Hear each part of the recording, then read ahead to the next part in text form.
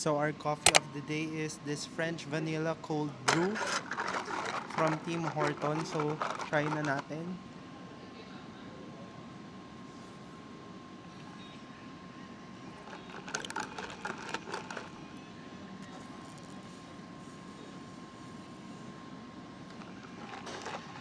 Hinihinaan ko lang kasi baka marinig, nahihiya ako.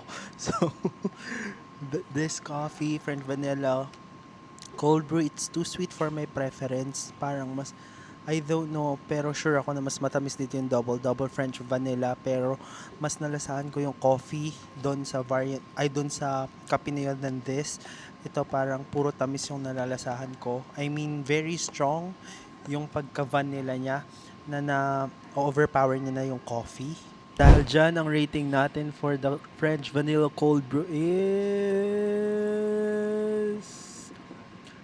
1